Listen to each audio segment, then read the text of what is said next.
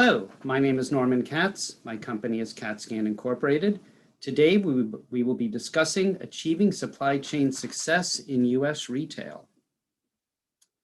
I am a strategist and tactician. I specialize in software and data analysis. I focus on both supply chain and internal business operations. I am a business owner, a speaker, a writer, a book author, and on a personal note, I am a fencer. If you know anything about fencing, I fence foil and saber. I will fence epee if somebody puts one in my hand. And something a little bit unique about my fencing, I am ambidextrous. So I do fence both right-handed and left-handed. I am celebrating the 25-year anniversary of my company, Katzscan Incorporated, as of January of 2021.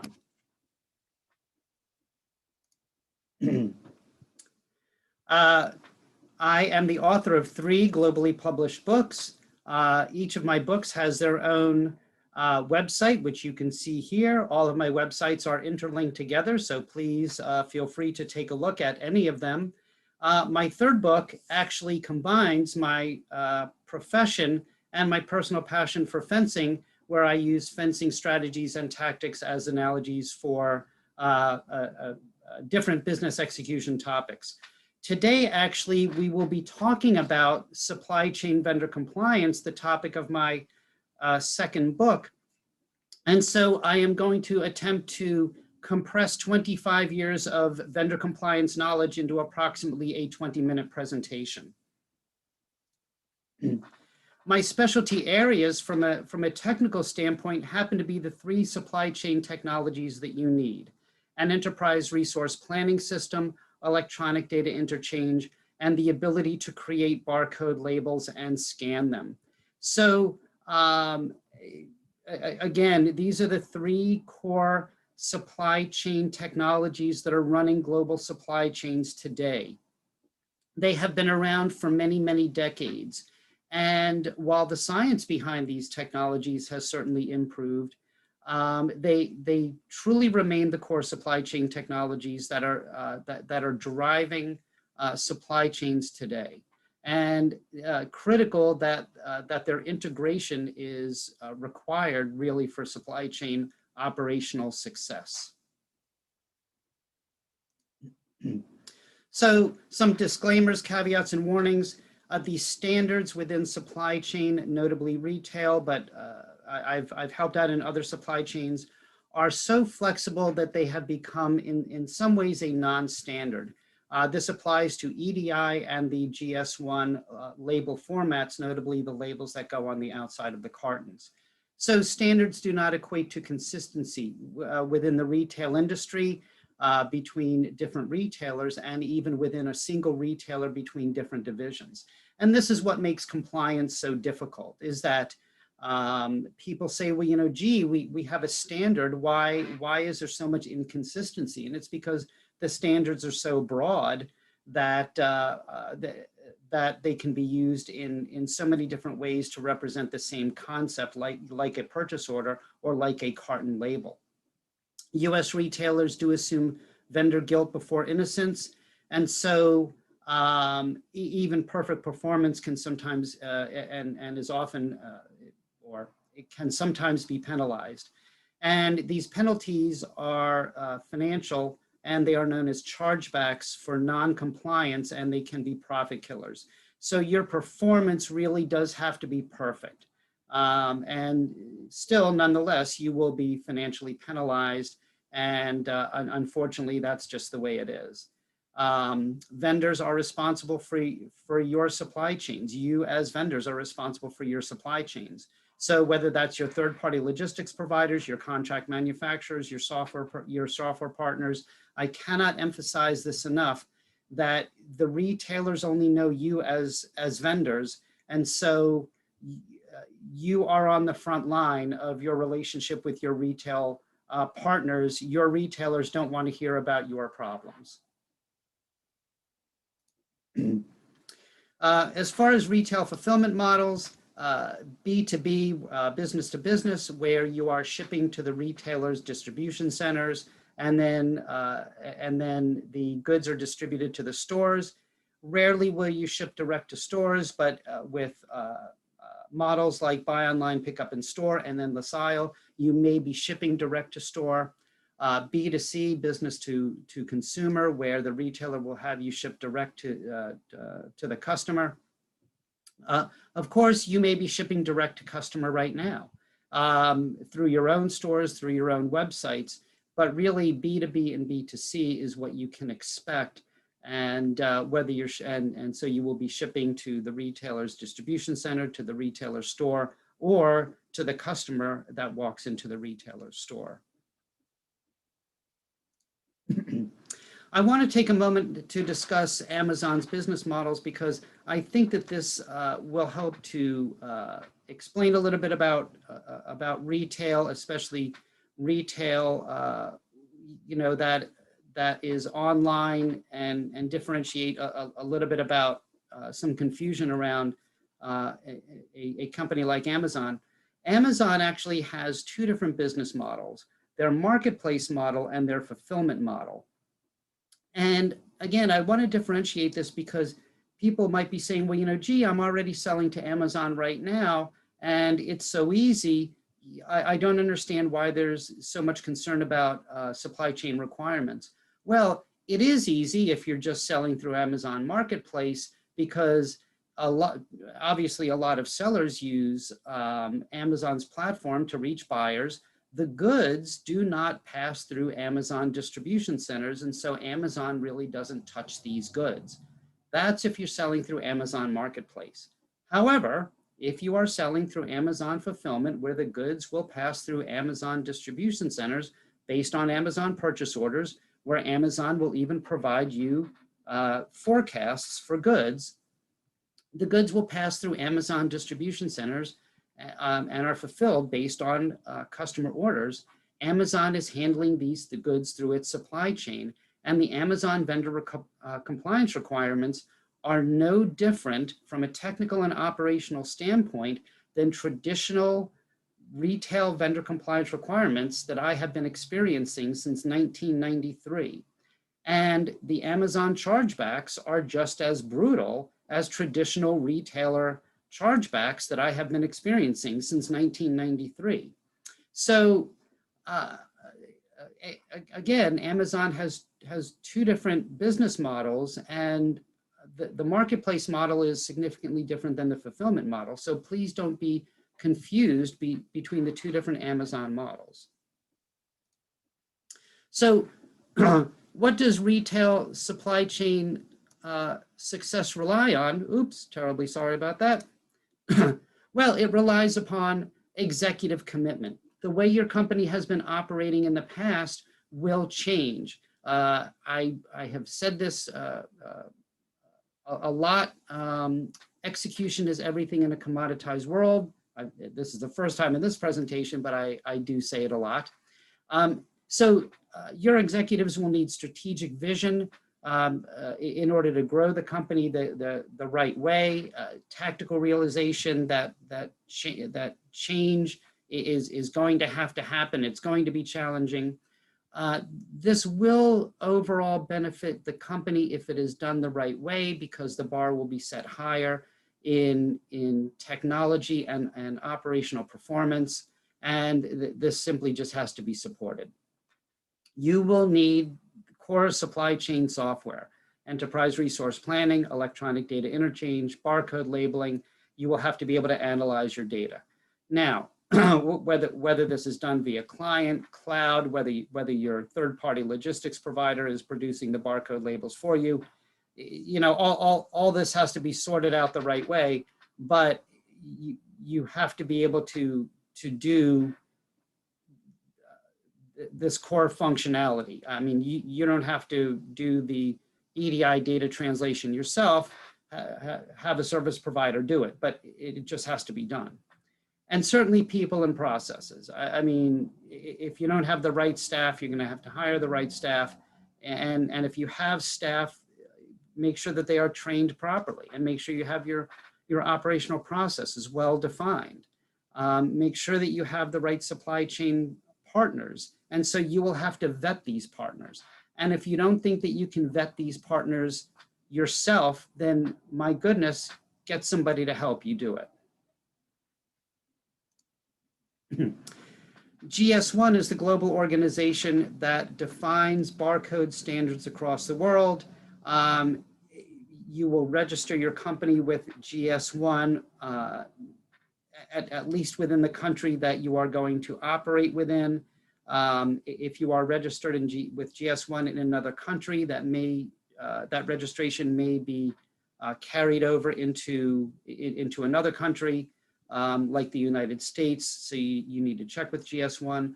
Notably, within the United States, the Retail Industry Trade Association, that was known by its acronym VIX, who I consulted for 4 years as a supply chain consultant, has guidelines that are recognized by the retail industry as VIX was absorbed by GS1 US, and so and became the Apparel and General Merchandise Group.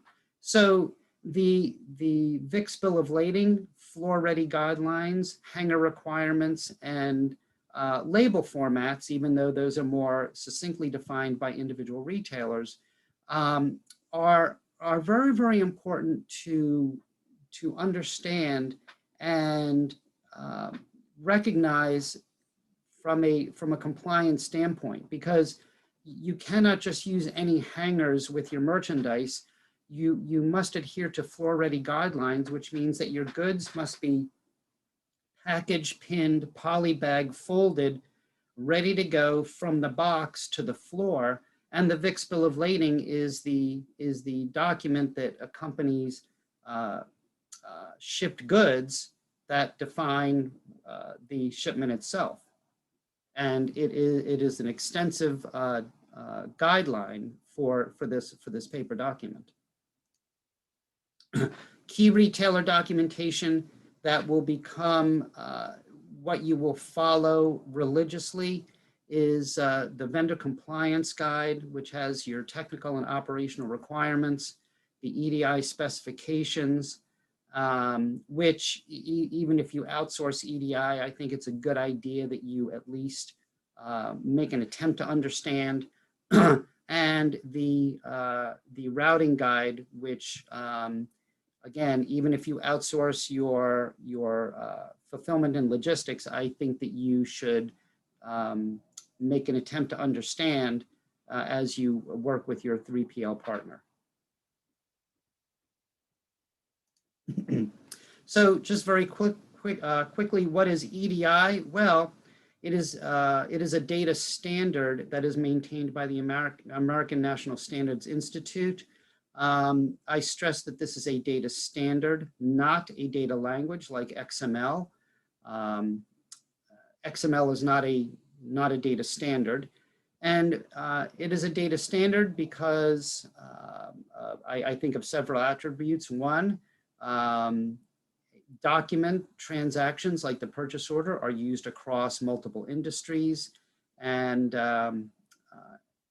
thus each document exists one time across all industries for all purposes. It is also maintained by an organization, and namely a standards organization.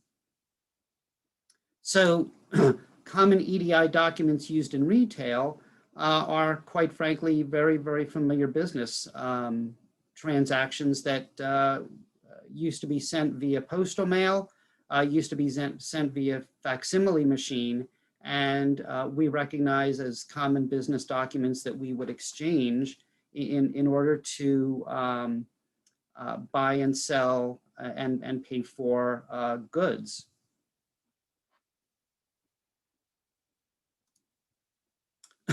An ERP system allows a business to account for what is operationally happening. It is not just an accounting system. Again, it allows a business to account for what is operationally happening. QuickBooks Enterprise, NetSuite, Microsoft Navision, Oracle, SAP, from the smallest to the largest, these are all enterprise resource planning systems. It does accounting functionality.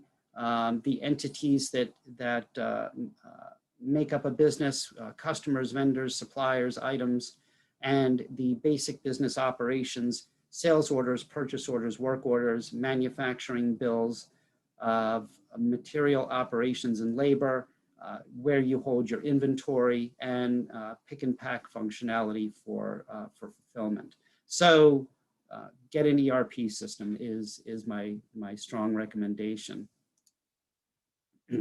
How do ERP and EDI work together? I felt that this was important to include. Effectively, what causes a supply chain to big bang into existence, if you will? What is the catalyst event? And it is the need to acquire something.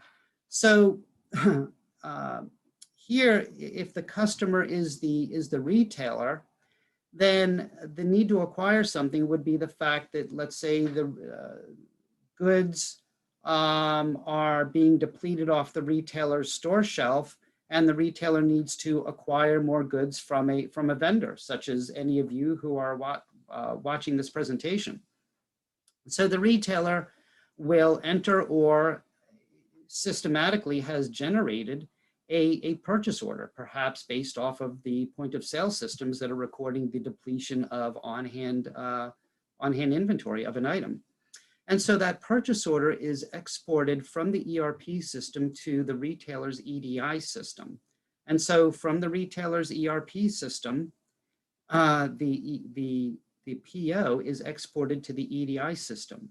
The EDI system imports the PO and translates it to an EDI 850, which is the number designated to purchase orders.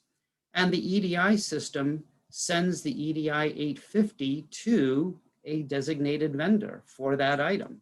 And so the vendor's EDI system receives that EDI 850 and translates that EDI 850 to one or many sales orders.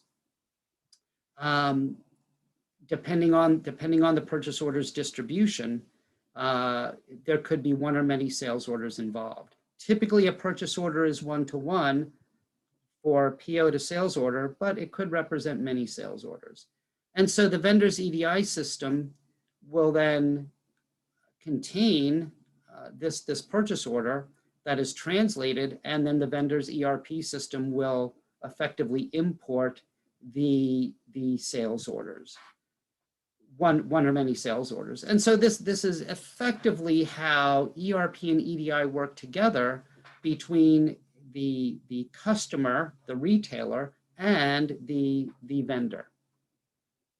Whether it's cloud or client, really does not matter in this simple schematic. Vendors are responsible for item master maintenance and item development, and vendors struggle with this concept as well. The vendor creates the product, the vendor assigns an internal item ID, and the vendor also assigns what used to be called the Universal Product Code, really kind of still is, but is more commonly now known as the G1012, Global Trade Identification Number 12. GS1 has newer terminology.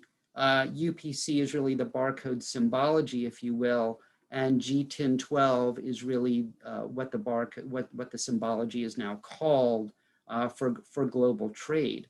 And so because a vendor can sell their product, the same product, to more than one retailer, each retailer has their own internal stock keeping unit that it knows the product by. So that there is that one-to-many relationship, and it's very important that vendors maintain this themselves. How do you maintain this? Well, if you're a vendor, I mean, you can easily maintain this this relationship in a spreadsheet if you want to. So what are vendors responsible for to ensure success within US retail? Well, master data management at the item level and at the shipping data level. So how many items go in a master carton? What is the weight of that master carton? The size, the dimensions of the master carton, the weights and dimensions of the individual units as well. Inventory management, getting the inventory advice information to the retailers on a daily or a weekly basis. Also making sure that you have the inventory. Retailers don't want any stock outs. So, working to make sure that you've always got, sufficient inventory on hand. There is a 24/7 expectation by retailers for technology turnaround to make sure that your systems are effectively working 24/7 and for operations workflow. So retailers expect you to be able to work on their schedule and keeping up with retailer requirements. Retailers will post updates to their vendor compliance, operations, and technology. So you're expected to keep up with this. You're expected to understand industry terminology and technology. You're expected to keep up on top of the error handling and the management of any errors, and understand chargebacks versus deductions, and be able to keep up with any forecasting and demand planning to make sure that you have the inventory on hand to meet retailer requirements. So again, you are the vendor, so these are your problems to handle. Retailers don't want any excuses. So you have to manage your supply chain, your contract manufacturers, your distributors, your 3PLs, your software vendors, and your performance, your staff, your employee training, your data quality, your transaction timing, your vendor compliance adherence, and your ability to fulfill orders, whether it's out of your warehouse or a partner warehouse. You know what? The retailers don't care. You're the vendor. You're the face of your company, and these are your problems.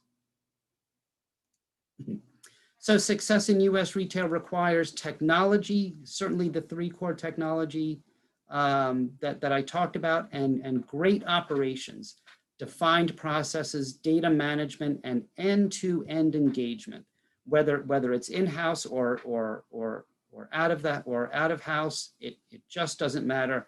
You have got to take charge. Ladies and gentlemen, once again, I just compressed 25 years into just shy of 20 minutes. It was the best job that I could do. Thank you very much. My name is Norman Katz. My company is Katzscan Incorporated. Please feel free to reach out to me via my website. I am on LinkedIn, so you can reach out to me and connect to me there. And I hope that this was informative for you. Thank you again very, very much.